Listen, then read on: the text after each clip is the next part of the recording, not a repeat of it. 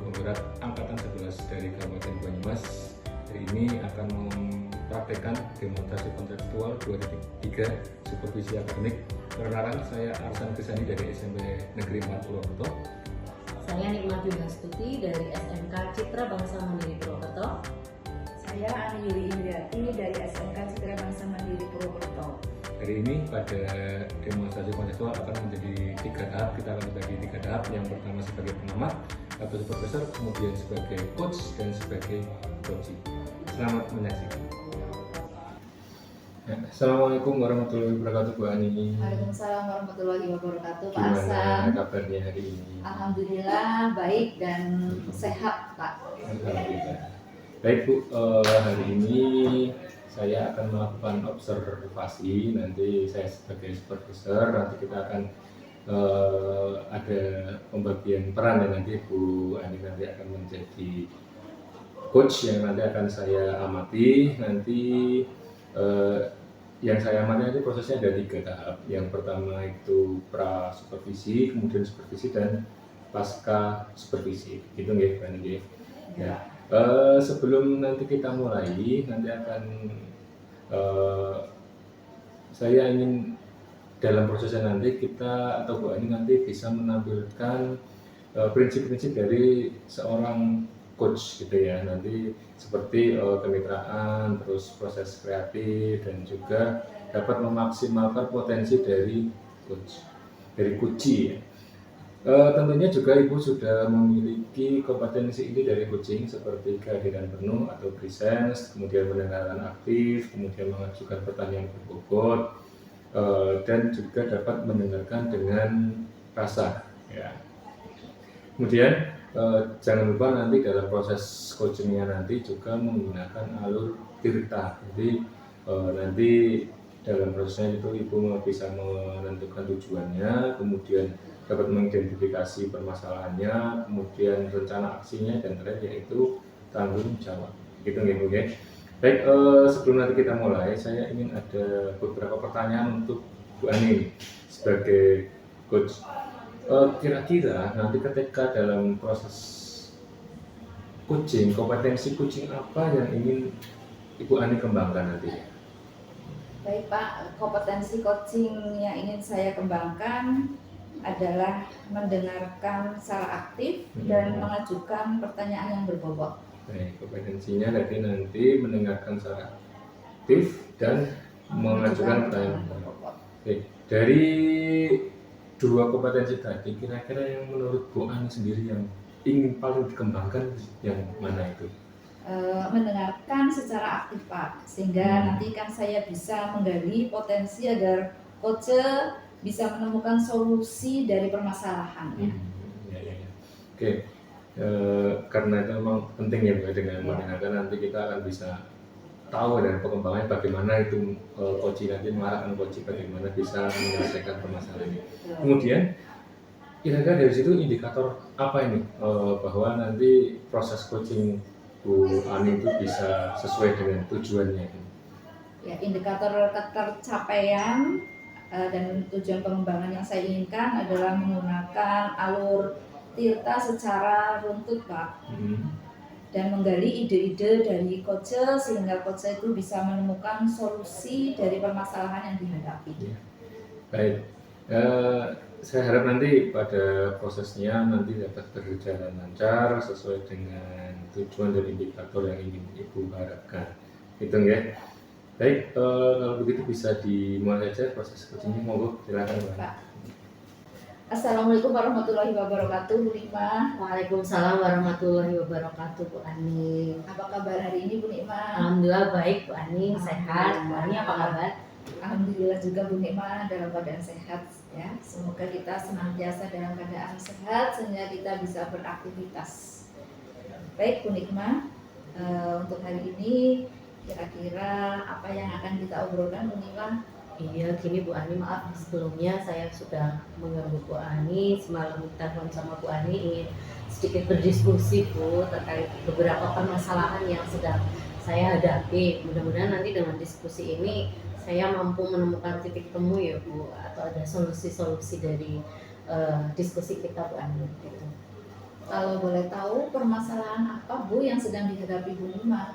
Jadi gini Bu, dari tahun ke tahun setiap eh, di sekolah kami kan ada PKL ya Bu, yang mana setiap PKL, setelah PKL itu anak harus membuat sebuah laporan dan kemudian anak harus mempresentasikan hasil dia berada di lahan atau dunia industri, dunia usaha. Akan tetapi beberapa anak selalu mengulur-ulur waktu dari waktu yang sudah ditetapkan oleh sekolah agar maju untuk presentasi laporan seperti itu, sehingga ini kadang sering menjadi permasalahan yang luar biasa karena ketika kelulusan kan salah satu syaratnya adalah selesai dari PKL, salah satunya adalah sudah menyelesaikan ujian makalah tersebut atau ujian laporan. Begitu Bu Ani. Ya, jadi permasalahannya adalah anak-anak ketika diberikan tugas menyelesaikan makalah ya Bu, Iya, banyak yang tidak sesuai dengan jadwal. Iya. Ketika sudah ditargetkan harus selesai misalkan tanggal sekian, tetapi anak-anak masih banyak yang molor ya Bu ya. Iya betul. Nah itu masalahnya seperti itu ya Bu Iya. ya, betul. Dan itu memang seharusnya sudah selesai sebelum mengikuti ujian kompetensi ya Bu Iya, ya. betul. Baik Bu Nikmah, untuk masalahnya seperti itu ya Bu. Kemudian kira-kira tujuan apa yang akan nanti kita bincangkan pada hari ini Bu? Tujuannya seperti apa? Tujuan dari saya ingin berdiskusi dengan Bu Ani adalah saya kepingin anak-anak itu sebelum ujian kompetensi atau nanti kelulusan semuanya itu sudah selesai Bu Ani. Iya, paling tidak setelah selesai PKL mereka berangkat ke sekolah, habis itu semuanya sudah menyiapkan untuk makalahnya sudah selesai seperti itu, sehingga siap untuk ujian seperti itu. Ya, berarti nanti tujuan kita perbincangan ini adalah akan ini ya Bu, mengupayakan bahwa anak-anak itu harus tepat waktu ya. Iya. Tepat waktu dalam menyelesaikan mengerjakan makalah, kemudian tepat waktu juga dalam ujian. Iya, begitu ya Bu. Betul. Kemudian kira-kira nih tadi kan ada masalah anak-anak yang tidak sesuai dengan jadwal ya, tidak sesuai dengan jadwal. Ketika sudah dijadwal ujian tanggal sekian, tapi anak-anak masih banyak yang molor, ya, masih tidak sesuai dengan waktu. Kira-kira faktor-faktor apa yang menyebabkannya Bu, sehingga anak-anak itu sering seperti itu, tidak tepat waktu? Ya, beberapa yang saya coba cari tahu dan saya gali dari beberapa guru, itu ada yang pertama biasanya karena ketakutan menghadapi guru ya terkait dengan konsultasi dan sebagainya. Yang berikutnya adalah kepenulisan. Terus yang berikutnya adalah ketika mereka harus public speaking di depan, karena mereka kan harus uji dengan menyampaikan dengan public speaking seperti itu, harus presentasi di depan Bapak Ibu guru, sehingga itu mungkin meresahkan bagi setiap anak ya, takut lah ya. Jadi faktor-faktornya yang tadi Bu Nikmah sampaikan, satu ketakutan dulu ya Bu, jadi sebelum maju itu anak-anak sudah merasa takut. Kemudian yang kedua mungkin dalam hal kepenulisan, mungkin ketika sudah bimbingan tulisannya salah, kemudian sudah akhirnya putus asa, tidak memperbaiki, kemudian tidak bimbingan lagi mungkin ya, kemudian berhenti sampai di situ, tidak ada motivasi lagi, tidak menyelesaikan. Kemudian yang ketiga adalah public speaking ya Bu. Betul. Mungkin anak-anak yang terbiasa dengan sikap pendiam, tidak terbiasa dengan maju di depan orang banyak, akhirnya takut dulu, tidak pede, mungkin seperti itu, jadi akhirnya mulur-mulur begitu. Nah, mungkin ada lagi Bu Nikmah faktor-faktor penyebab yang lain selain 3 hal tersebut? Ya, keberanian mungkin ya. Keberanian. Jadi tambah lagi satu lagi adalah keberanian ya Bu ya. Nah, kemudian pertanyaan dari saya lagi, kira-kira dari faktor-faktor penyebab tersebut, Bu Nikmah ada nggak nih nanti rencananya mau seperti apa masalah tersebut ya Bu Ani? Mungkin perlunya pembekalan yang lebih mendalam ya ini terkait dengan anak-anak, mungkin dari sejak awal masuk di CPM itu memang untuk kemampuan public speakingnya di dalam pembelajaran senantiasa anak-anak di-up untuk maju, untuk presentasi, untuk kemampuan bicara, karena yang diamati dari beberapa anak adalah ketika mereka harus berbicara di depan. Kemudian kemampuan tulis menulis terkait dengan menulis laporan itu mungkin saya akan menitipkan kepada ibu guru bahasa Indonesia atau guru-guru yang terkait dengan tulis menulis untuk senantiasa diinformasikan. Kemudian ketika pembekalan anak-anak ke lahan PKL, mungkin untuk durasi kepenulisan agak diperpanjang, yang mungkin hanya pertemuan 2 atau 3 kali, ini mungkin bisa sampai seminggu atau 2 minggu, seperti itu Bu Ani. Baik, jadi rencananya nanti ada pembekalan ya Bu? Iya. Pembekalan, kemudian untuk tulis menulis dari makalah mungkin kan sudah ada ketentuan ya Bu, ketentuan dari penulisan makalah itu nanti juga akan meminta bantuan kepada guru bahasa Indonesia untuk lebih intens lagi untuk memberikan kepada anak-anak ya. Kemudian tentang durasi tadi diperpanjang pembekalannya ya, yang tadinya misalkan hanya beberapa hari ditambahkan lagi biar anak-anak tambah paham begitu ya Bu ya. Nah, kira-kira nanti pembekalan itu berarti dilaksanakan sebelum PKL atau sesudah PKL Bu? Sebelum Bu. Sebelum PKL. Sebelum anak-anak berangkat. Dan ini kalau hanya durasinya saat pembekalan, saya yakin untuk kualitas kan mungkin akan sama ya. Nah itu tadi, selain meminta bantuan guru di dalam pembelajaran yang guru bahasa Indonesia itu ke penulisannya, mungkin di beberapa mapel saya meminta bantuan rekan-rekan guru untuk berkolaborasi agar anak-anak setiap saat harus maju kayak gitu untuk belajar berbicara di depan. Presentasinya bergilir, tidak hanya anak-anak yang menonjol saja.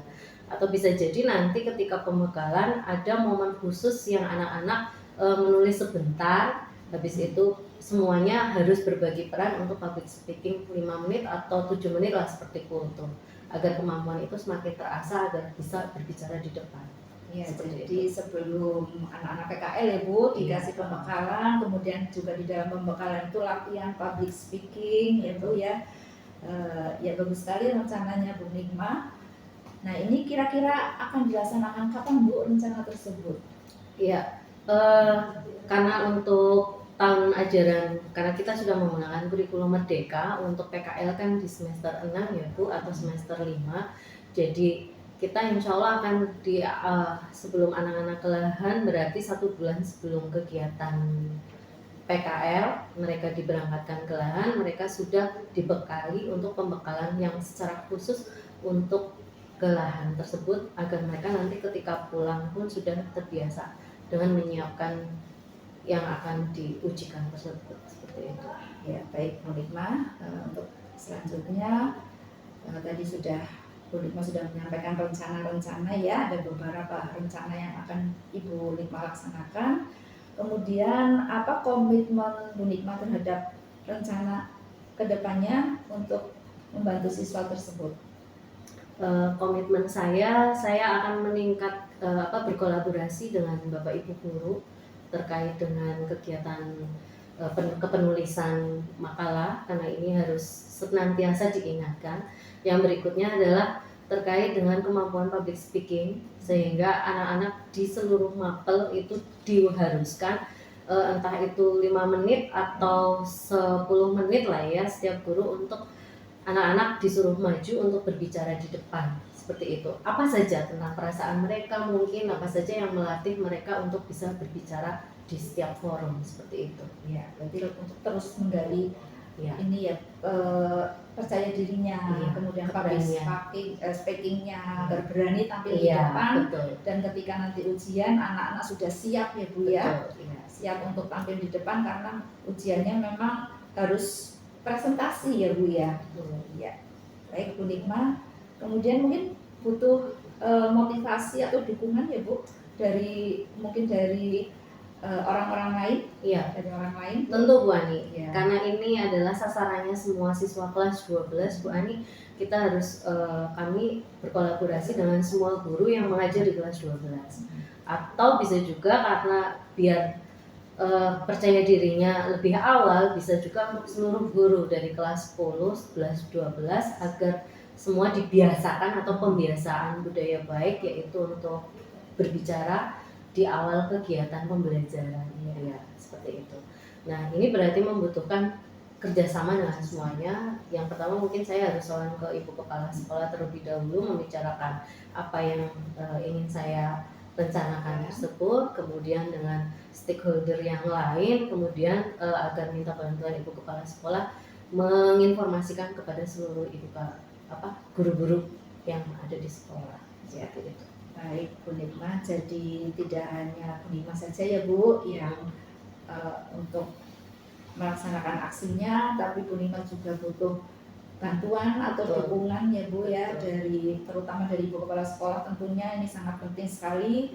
Kemudian dengan stakeholder yang lain, kemudian mungkin dari teman sejawat juga ya Bu. Iya, betul. Baik Bu Nikmah, saya rasa ada lagi pertanyaan yang perlu diungkapkan lagi Bu? Apa sudah cukup? Sudah cukup, insya Allah. Sudah cukup. Terima kasih Bu Ani. Baik Bu Nikmah, bagaimana perasaannya sekarang? Saya merasa lega karena saya menemukan titik temu ya untuk persoalan-persoalan saya. Jadi saya lebih baik, rasanya nyaman. Ya, sudah agak plong ya Bu? agak plong. Ya, alhamdulillah. Tinggal nanti dari rencana tersebut mudah-mudahan segera diwujudkan rencana-rencana tersebut, dan nanti saya kabari progresnya ya Bu ya. Mungkin kalau sudah ada pembekalan dan sebagainya, kemudian sampai dengan siswa tersebut melakukan ujian, nanti saya dikabari hasil baiknya ya Bu ya. Iya baik. Terima kasih Bu Nikmah sudah meluangkan waktunya, semoga nanti kedepannya bisa direalisasikan dengan baik. Terima kasih. Wassalamualaikum warahmatullahi wabarakatuh. Waalaikumsalam warahmatullahi wabarakatuh. Baik Bu Ani, tadi saya sudah mengamati percakapan Ibu sebagai coach kepada Ibu Nikmah sebagai coach. Yang sangat luar biasa sekali. Tadi saya melihat sudah banyak gambaran yang disampaikan di sana. Tapi nanti sebelum kita bahas, saya ingin mengajukan beberapa hal ya. Yang pertama, tadi saat coaching Ibu Ani sudah apa saja yang sudah dilakukan Ibu Ani tadi? Baik Pak, tadi saya sudah berusaha menerapkan ini Pak,